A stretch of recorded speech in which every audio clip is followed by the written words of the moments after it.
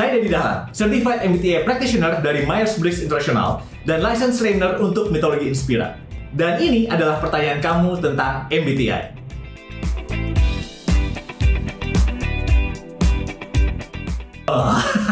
Ini seru. Yang bisa gue ngomong tentang milih pemimpin berdasarkan MBTI, khususnya presiden, jangan. Kenapa? Kita nggak bisa memilih seorang pemimpin atau presiden dalam hal ini cuma dari personality preference-nya aja. Karena bukan itu tujuan MBTI. MBTI ngasih tahu ke kita cara kita bekerja secara natural, secara kenyamanan. Bagaimana kita akan mengambil keputusan, bagaimana kita lebih suka berinteraksi dengan orang lain, atau bagaimana kita suka mengolah informasi. Dia nggak ngasih tahu kita soal karakterisasi. Dia nggak ngasih tahu kita soal latar belakang. Dia nggak ngasih tahu kita soal kompetensi atau kemampuan.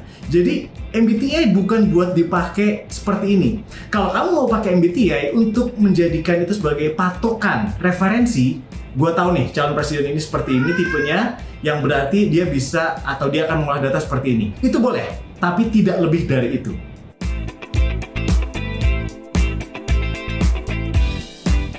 Oh, paham maksudnya. Maksud kamu di sini adalah apakah ada resiko ketika kamu terlalu mengaitkan seluruh personality kamu dengan tipe kepribadian MBTI? Kalau itu maksudnya, yes, ada resikonya. Kenapa?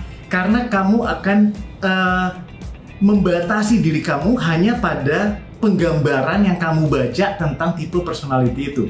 Kamu akan membatasi pengembangan diri kamu atau bahkan attitude, sikap kamu. Ah, gua kan tipenya gitu. Gimana lagi? Nah, jadi alasan gitu. Sehingga kamu jadi nggak ngembangin diri lebih jauh lagi. Manusia itu kompleks. MBTI hanya membahas salah satu sisi dari bagaimana kita berfungsi dalam hidup. Kalau kita terlalu mengidentifikasi diri kita sesuai dari penggambaran MBTI yang kita baca, kita bakal menahan diri kita dari pengembangan lain yang mungkin terjadi. Jangan terlalu kuat mengaitkan diri kamu sama definisi tipe, tapi kembangkan diri kamu sesuai kebutuhan dan sesuai pemahaman kamu.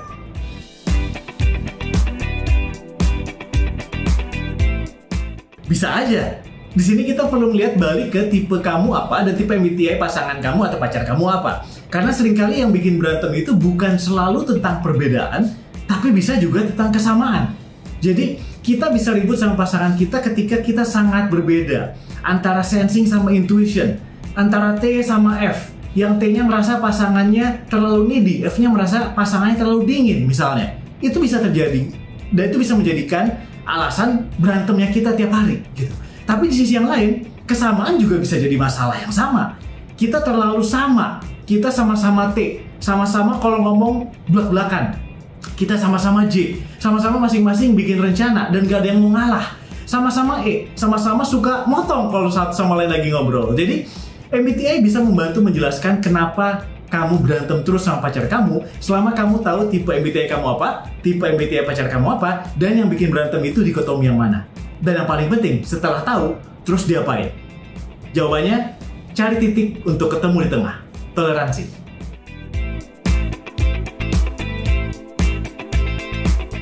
Sebenarnya dia penting nggak penting sih ya, dalam artian kamu nggak perlu menentukan masa depan kamu solely hanya dari MBTI doang. Gitu. Jadi MBTI bisa jadi salah satu faktor penentu pertimbangan kamu ketika kamu memilih aktivitas atau pekerjaan kamu.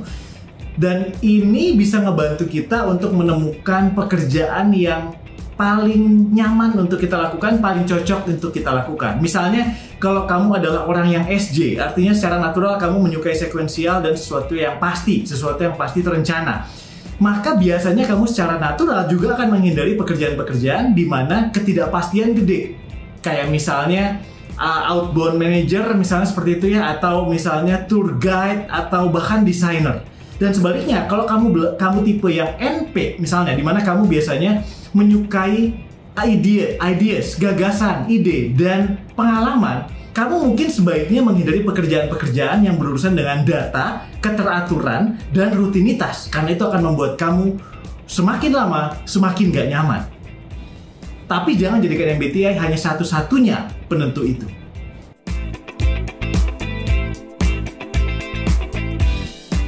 Nah, oke.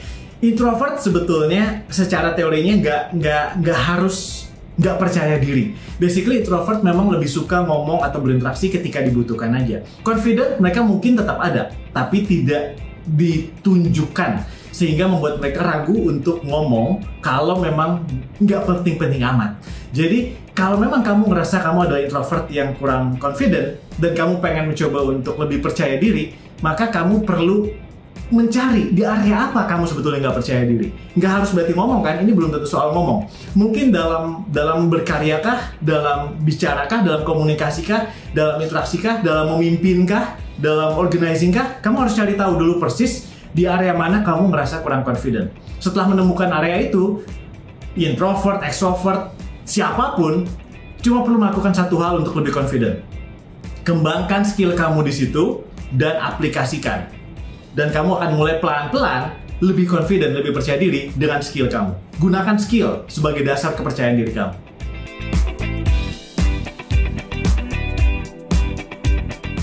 Menurut riset atau survei terakhir yang dilakukan Badan Psikologi itu, belakangan ini yang paling langka, tipe MBTI paling langka di dunia adalah INFJ.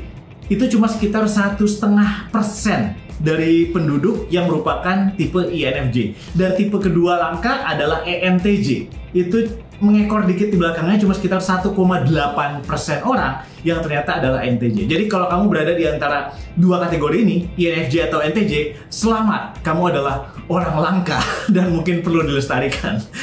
Bercanda, tapi mungkin iya, tapi bercanda.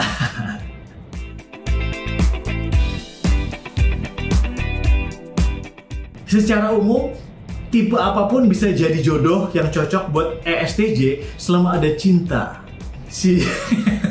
Enggak. Tapi benar, karena pada akhirnya interaksi antar manusia ini kembali ke bagaimana kita mau memahami satu sama lain, bagaimana kita mau mentoleransi kelebihan dan kekurangan satu sama lain, gimana kita bisa menggunakan perbedaan ini sebagai alat untuk memperkuat, untuk saling ngisi, saling kerjasama satu sama lain, bukan untuk saling menyerang. Kalau kita bisa melakukan ini, tipe apapun juga cocok. Tapi kalau memang kamu pengen mencari secara traits dasarnya, tanpa menghakimi atau mengotak-ngotakan tipe, saya akan bilang berdasarkan karakter ESTJ itu sendiri.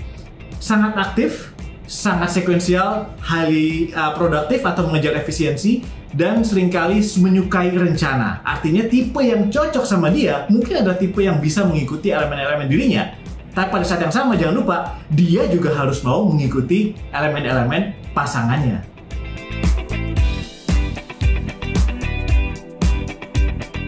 Nah, seperti yang sering kita bahas, jadi MBTI itu memang kita nggak bicara soal mengubah diri kita, tapi lebih ke arah menyesuaikan atau mencari kemungkinan berkembang dari tipe yang sudah ada. Jadi, kalau kita mau menutupi kekurangan kita atau tantangan kita dalam tipe MBTI kita, berarti kita perlu melatih skill kita.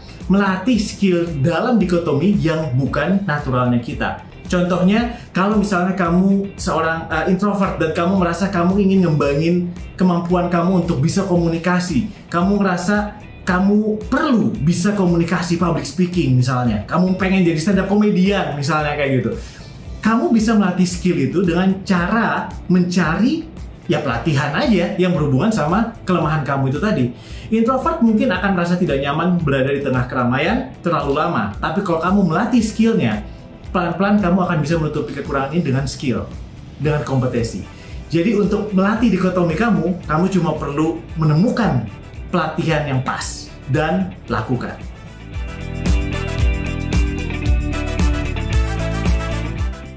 Oke. Kalau kamu Google di internet, kamu bisa nemuin banyak banget tempat tes MBTI, dan salah satunya juga populer banget sampai gue ngeliat semua orang kayaknya kesana untuk gratisannya. Dan it's fine, nggak masalah kalau kamu mau tes di sana atau dimanapun. Tapi sebagai certified MBTI practitioner, saya tidak bisa secara langsung merekomendasikan yang otomatis nggak legal. Masa perwakilan formal jual barang KW kan gitu. Jadi kalau kamu nanya ke gue gitu, basically jawaban gue adalah langsung ke pemilik license MBTI-nya atau pemilik license Myers-Briggs-nya.